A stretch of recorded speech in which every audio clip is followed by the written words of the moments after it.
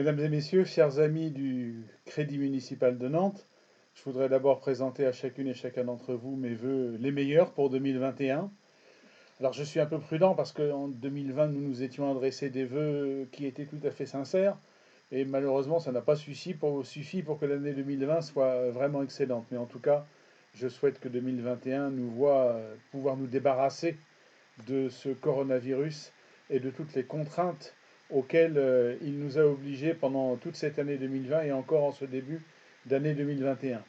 D'ailleurs, à ce sujet, je voudrais vous dire la fierté que j'ai eue du comportement de l'ensemble des agents du Crédit municipal, du directeur général à l'ensemble des personnels, durant cette période particulièrement difficile où votre mobilisation, votre capacité d'adaptation, votre souci de continuer à rendre le service que nous devons aux habitants de Nantes et de sa métropole, eh bien, ont rendu le vice-président que je suis tout à fait fier de pouvoir dire que le Crédit municipal, comme tant d'autres services municipaux, comme tant d'autres, on appelle ça des satellites, organismes associés, vraiment, vous avez tenu la baraque, il faut le dire en ces termes, et c'est grâce à cela que nous avons pu continuer à fonctionner, même à minima, même en mode dégradé, mais qu'en tout cas le Crédit municipal de Nantes est toujours là.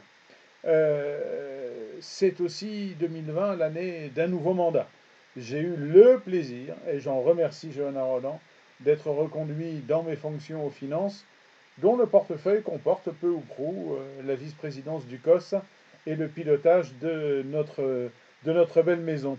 Donc il y a une nouvelle équipe, de nouveaux élus au conseil d'orientation et de surveillance, un nouveau contexte. Nous avons été tous soumis à une journée de formation qui est désormais obligatoire puisque nos autorités de tutelle n'acceptent plus que les élus aient juste leur légitimité d'élu. Il nous faut aussi nous former aux questions bancaires pour pouvoir mieux assumer notre rôle d'orientation, certes, mais aussi de surveillance pour vérifier que l'ensemble des opérations que nous menons dans le crédit municipal sont faites de manière prudentielle, avec le souci de cette lutte contre le blanchiment, contre le financement du terrorisme, et dans le respect de ce maquis assez invraisemblable, il faut bien le dire, de réglementations diverses et variées.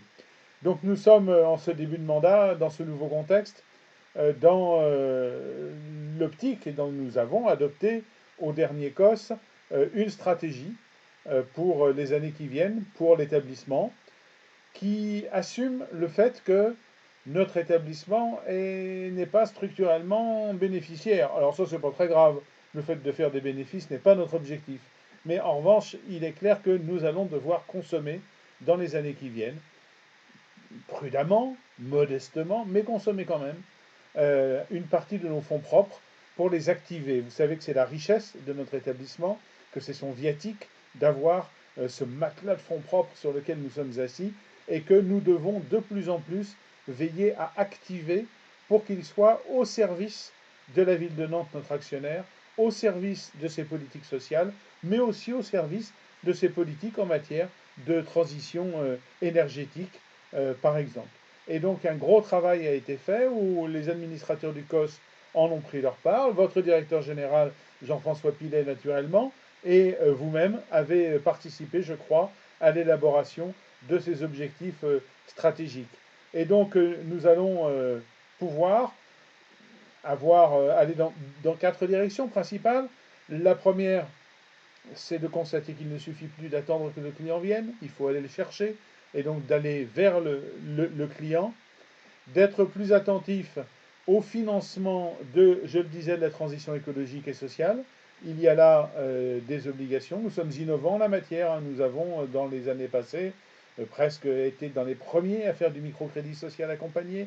Nous avons été dans les premiers à faire de l'épargne, de la micro-épargne également accompagnée. Nous avons été dans les premiers à promouvoir une finance éthique, des placements qui rapportent à des organismes liés à la transition énergétique. Donc tout cela, et à l'insertion, tout cela, nous allons devoir le conforter. Et puis, évidemment, amplifier nos innovations sociales et numériques, et puis renforcer dans le droit fil de ce que Johanna Roland appelle l'alliance des territoires et qu'elle veut promouvoir, de renforcer nos liens avec les territoires alentours, parce qu'il n'est pas question de rester dans tout Nantais, ce ne serait pas conforme à la vocation de Nantes. Il nous faut aller vers les autres, proposer nos produits, proposer nos actions et proposer, dans le respect de nos valeurs, à d'autres collectivités, à d'autres organismes, de profiter de notre savoir-faire, de nos compétences en matière d'économie sociale et solidaire, par exemple, mais naturellement aussi en matière de prêt sur gage et de microcrédit.